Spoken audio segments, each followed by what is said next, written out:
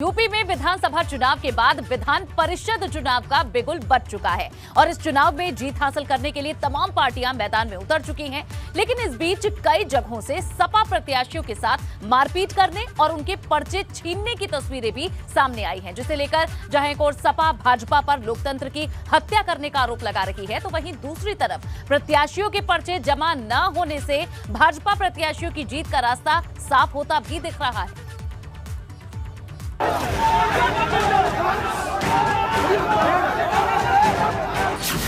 MLC चुनाव में नामांकन के दौरान बवाल।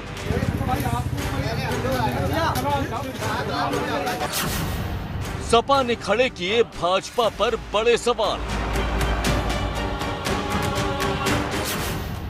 कहीं मारपीट तो कहीं पर्चा छीनकर भागने की तोहमत।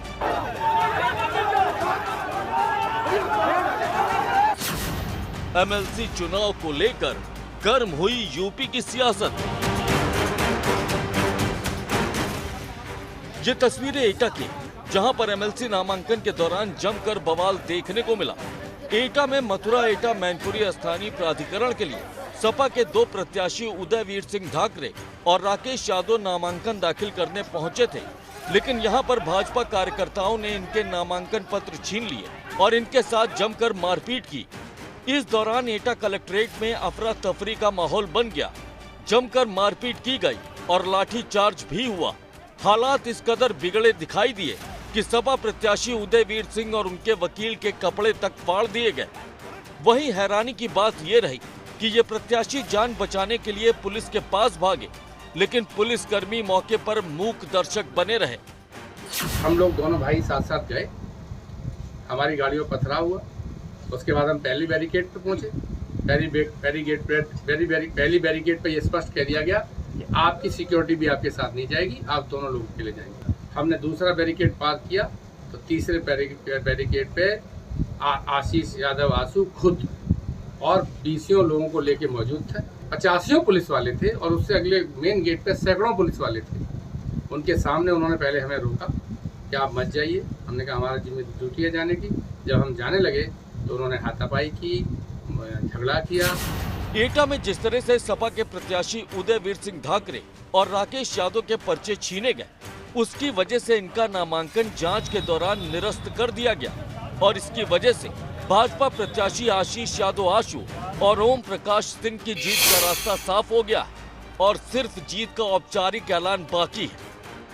आज नामांकन क्षेत्र के बाहर दो पक्षों के बीच में जो भी उनके प्रस्ताव थे, उनके बीच में विवाद हुआ था और जैसे ही पुलिस को संज्ञान मिला, पुलिस ने जाकर वहाँ मौके पर जो है जो विवाद को शांत कराया और साथ ही साथ पर्याप्त पुलिस उनको सुरक्षा में अधिकारीगण के द्वारा स्वयं सबको सुरक्षा दी गई ताकि सभी जो भी प्रत्याशी हैं यहाँ तक आ सके, आरोप तक पहुँच सके और उससे कहीं कोई दिक्कत नहीं है सबको। फर्रुखाबाद में भी विधान परिषद चुनाव के नामांकन के दौरान सपा प्रत्याशी के साथ जमकर मारपीट की गई। इटावा फर्रुखाबाद स्थानीय प्राधिकरण से सपा उम्मीदवार हरीश यादव को वीरता के लिए राष्ट्रीय पुरस्कार भी मिल चुका है, लेकिन जब यह फर्रुखाबाद कलेक्ट्रेट परिसर के बाहर नामांकन के लिए पहुंचे तो पहले भाजपा कार्यकर्ताओं ने इनके खिलाफ नारेबाजी की और इसके बाद हरीश यादव की पिटाई भी की गई। वहीं बाद में पुलिस ने कड़ी मशक्कत के बाद हरीश यादव को भीड़ से बचाया और इन्हें नामांकन परिसर के भीतर लाया गया। सपा नेताओं का आरोप है कि प्रत्याशी से पर्चा छीना गया और उसकी पिटाई की गई।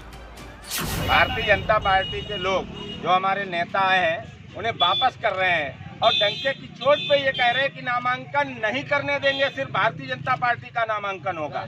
इससे ज्यादा लोकतंत्र की हत्या हो सकती है और पुलिस प्रशासन मूल दर्शक बना खड़ा हुआ है। हमारे विधायक की गाड़ी तोड़ दी गई, विधुना विधायक। प्रदेश में कई जगहों पर एमएलसी नामांकन के दौरान सपा प्रत्याशियों के साथ जिस तरह से मारपीट और छीना झपटी की गई, उसे लेकर समाजवादी पार्टी ने लखनऊ में मुख्य निर्वाचन अधिकारी से मिलकर शिकायत दर्ज की है, जहां पर सपा प्रवक्ता राजेंद्र चौधरी ने भाजपा पर लोकतंत्र की हत्या करने का आरोप लगाया है। फिर वही लोकतंत्र पर हमले की शिकायत लेकर हम आए हैं। विधानसभा चुनाव के दौरान भी जो स्थिति बनी हुई थी, उत्तर प्रदेश में लोकतंत्र पर फिर भयावह हमला हुआ है। और हमने बार बार इस मुद्दे को उठाया है। भारतीय जनता पार्टी का लोकतंत्र में विश्वास नहीं है।